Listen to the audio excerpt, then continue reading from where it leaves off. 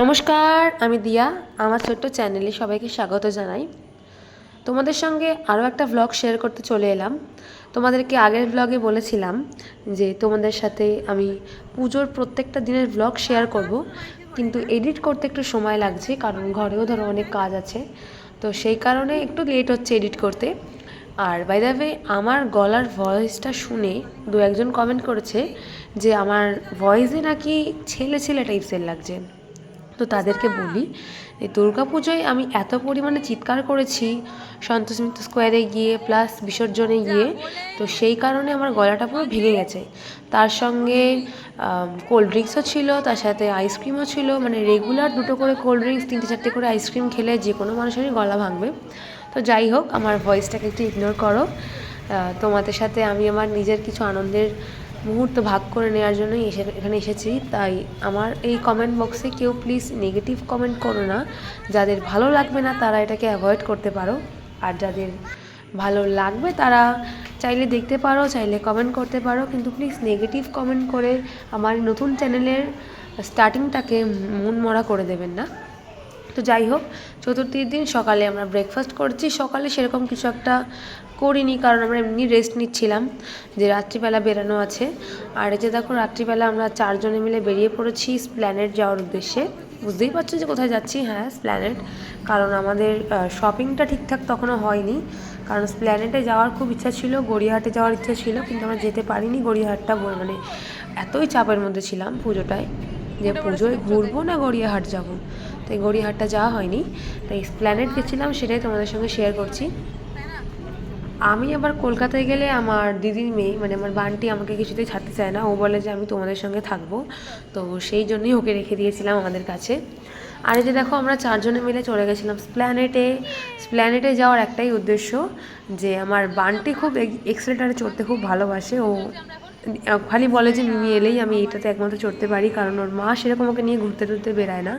এমনি তো ওর স্কুল আছে, সেরকম বেরানো হয় না। তো তাই জন্য আমি একমাত্র কলকাতায় গেলে গাও আমাদের সাথেই বেরায়। আর আমার বান্টি হচ্ছে রাস্তায় বেরোলেই জলের দরকার হয়, প্রায় 3-4 লিটার জল বোধহয় একাই খেয়ে নেয়। তাই ওর মা ওকে জল কিনে দিতে দিতে রাস্তায় যায়। জলের বোতল, অত বড় জলের বোতল নিয়ে হাঁটাটা তো আমাদের পক্ষে সম্ভব নয়। আর এই যে দেখো, স্প্ল্যানেটে ঢুকতে না ঢুকতেই আমার দিদিভাই কিনে দিয়েছে একটা খেলনা। ওর নেওয়ার ইচ্ছে ছিল হচ্ছে বন্দুক, কিন্তু বন্দুক তো এখন নেওয়ার বয়স ওর নয়, কারণ বন্দুকটায় এক ধরনের গুলি টাইপসের ছিল, কিন্তু সেই গুলিটা হয়তো খেয়েও নিতে পারে বা সেখান থেকে বিপদ ঘটতে পারে। সেই জন্য দিদিভাই ওকে এই ঝুনঝুনিটা কিনে দিয়েছে। আর এখান থেকে চলে গেছিলো ও ব্রেসলেট দেখতে। ব্রেসলেটের দোকানে গিয়ে শুনছি একটা ব্রেসলেটের দাম 250 টাকা।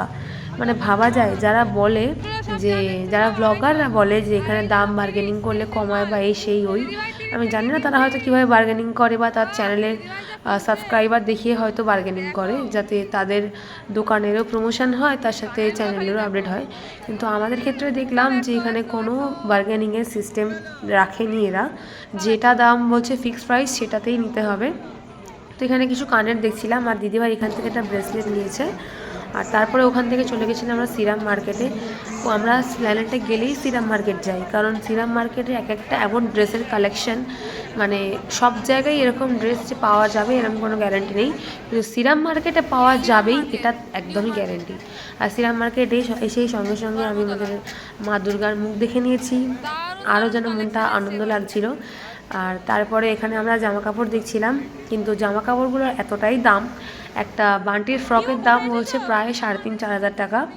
তো বান্টির জামা কিনতেই অ্যাকচুয়ালি এসেছিলাম, কিন্তু সেই জায়গায় রানির জামা কেনা হয়ে গেছে, দিদিভাইয়ের ব্রেসলেট, কানের দুল এইসব কেনা হয়ে গেছে। বান্টির জামাটা কেনা হয়নি, কারণ 3,000 টাকা দিয়ে মধ্যবিত্ত ফ্যামিলির মানুষরা জামা কিনবে, এটা একটা কেমন দেখায় না। তো আমার বান্টি আমাকে বলে ওইটুকুনি মেজে, মিমি তুমি যেরকম পাবে সেরকমই দিও। তো আমার ইচ্ছা, যদি কোনোদিনও আমার এই চ্যানেলটা দাঁড়ায়, তাহলে আমি আমার বান্টিকে অবশ্যই ভালো জিনিস কিনে দেব, এবং ও যেটা পছন্দ করবে সেটাই কিনে দেবো। আর এখানে দেখো, অলরেডি আমার দিদিভাইয়ের আর আমার ননদের একটা জামা নিয়ে আর্গুমেন্ট শুরু হয়ে গেছে, কারণ আমার ননদের বিয়ের সম্বন্ধ দেখা চলছে। তো সেই কারণে ও বলছে এই ড্রেসটা আমি নেবো, ও বলছে না এই ড্রেসটা আমি ওর গায়ে হলুদে পরবো। এটা কোনো কথা? তো ওদের আর্গুমেন্ট শেষ হওয়ার পরে আমি একটা রিলস বানাচ্ছিলাম। তো তো এই রিলসটা আমার ইনস্টাগ্রাম চ্যানেলে গেলে দেখতে পাবে, ফেসবুকেও দেখতে পাবে, যেটা অ্যাকচুয়ালি কি রিলস। আর সিরিয়াসলি এখানে আঁখি এসে যে সামনে যে ব্লু ড্রেসটা দেখলে, এই ব্লু ড্রেসটা নিয়েও একটা শর্টস পোস্ট করেছে। সেই শর্টসটা প্রায় ভিউ খেয়েছে প্রায় 1 মিলিয়নের কাছাকাছি। কিন্তু আমার এই শর্টস কখনোই ভিউ খাবে না আমি জানি, কারণ আমার ব্লগ বা শর্টস দেখার মতন এখনও সেরকম দিন আসেনি, আর কবে আসবে সেটাও জানি না। চেষ্টা চালিয়ে যাচ্ছি এই চ্যানেলটাকে দাঁড় করানোর জন্যে। তোমরা সবাই অবশ্যই প্লিজ সাপোর্ট করো, কারণ একটা সাপোর্টেই হয়তো একটু একটু করে আমার চ্যানেলটা হয়তো বাড়তে পারে। তো যাই হোক, এখানে আরও একটা দোকানে ঢুকেছিলাম, এক একটা এমন মডার্ন ড্রেস দেখছি যে দেখে আমি ফার্স্টে ভাবছিলাম যে এরকম ড্রেস কারা পরে, মানে আমার কাছে এরকম গা দেখানো, শরীর দেখানো ড্রেসগুলো না একটু কেমন অদ্ভুত লাগে। কিন্তু যতই হোক, যারা বিশাল স্টাইলিশ, যারা মডেলিং করে, তাদের তো অবশ্যই এগুলো পরতে লাগবে, আর তাদের জন্যই হয়তো এইসব ড্রেসগুলো বিক্রি হচ্ছে। যারা পার্টি ফার্টিতে যায়, যাদের এই ড্রেসগুলো পরলে মানায়।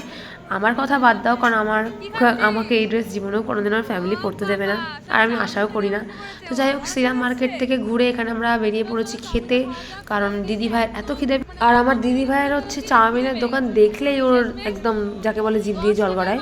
তো সেই কারণে আমরা চাউমিন খেতেই বসেছিলাম বেসিক্যালি। কিন্তু সেই পেমেন্টটা করেছে হচ্ছে আমার ননদ, মানে রানী। ও বললো চলো আজকে তোমাদের ট্রিট দিই একটা, তো সেটাই ওই ট্রিটটা দিয়েছে। আর চাউমিন খেতে বসেও এখানে আরও একটা ঝামেলার সৃষ্টি হয়েছে যে ওকে আইসক্রিম খাওয়াতে বলছো, আইসক্রিম খাওয়াবে না। যাই হোক, শোনো কি ব্যাপারটা হলো। এটা কিন্তু ঠিক, রানী আমাকে আগের বারে অনেক কিছু খাইয়েছিল, কিন্তু ভাবা যায় এবারে চাউমিন। ওয়াও, কি রানী বান্টি মিমি চাউমিন খাওয়াচ্ছে, রানী মিমি।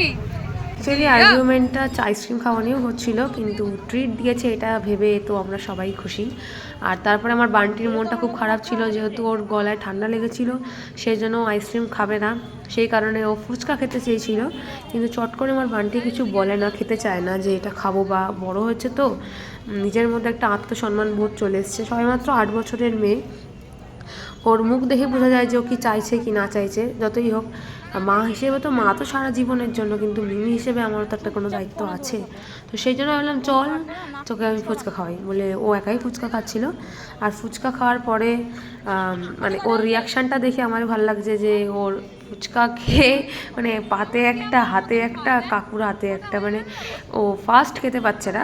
আর আমাদের কলকাতায় ফুচকা 10 টাকায় মাত্র 3টে, যেটা খেয়ে মনও ভরবে না আর পেটও ভরবে না। হয়তো টেস্টটা দারুণ, কিন্তু পেট ভরা নিয়ে কথা। আমরা চাউমিন খেয়েছি আর ও ফুচকা, তাই জন্য ও যতটা পারবে ততটাই খেয়েছে।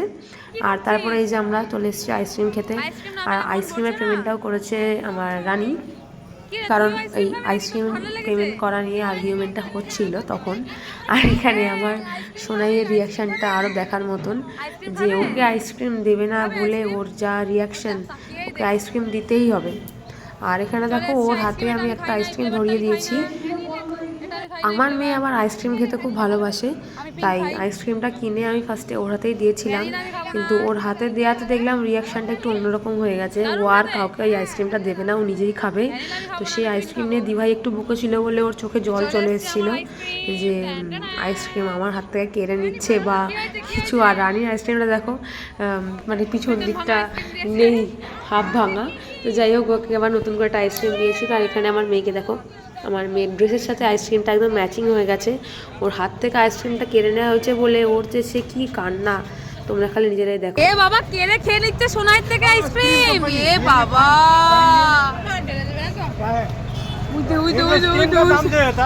না না, খাও শুনো, খাও। এ বাবা, ওই আমার সোনা রে।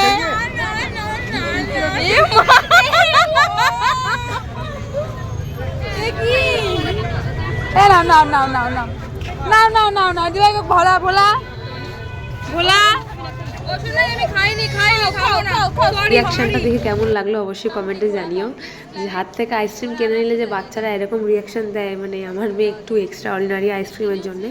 তো তারপরে আমরা ওখান থেকে আবার টিকিট কেটে নিয়েছি, আর প্ল্যাটফর্মে এমনই সিচুয়েশান দাঁড়িয়ে গেছিলো যে ওটাই লাস্ট ট্রেন। তো তাড়াহুড়োর মধ্যে টিকিট কেটেছি, তাড়াহুড়োর মধ্যে ট্রেনে করে এসছি গিরিশ পার্ক। সেটা তোমাদেরকে দেখানো হয়নি, কারণ ভিডিও করার মতো সিচুয়েশান ছিল না। তারপরে গিরিশ পার্কে নেবে ওখান থেকে আমাদের বাড়ির সামনে সিমলা ব্যায়াম সমিতির ঠাকুরটা দেখে আমরা বাড়ি চলে এসেছিলাম। বাড়িতে এসে খাওয়া দাওয়া করে রেস্ট নিই, আবার ঘুম। তোমাদের সঙ্গে পঞ্চমীর ব্লগটা খুব তাড়াতাড়ি নিয়ে আসবো। আজকের মতন এখানেই টাটা, দেখা হচ্ছে তোমাদের সাথে আরও একটা ব্লগে। আজকের ব্লগটা কেমন লাগলো আর আমার মেয়ের রিয়াকশানটা কীরকম লাগলো অবশ্যই কমেন্টে জানিও। তাহলে সবাই ভালো থাকবে, সুস্থ থাকবে। আজকের মতন টাটা, দেখা হচ্ছে তোমাদের সাথে আরও একটা ব্লগে।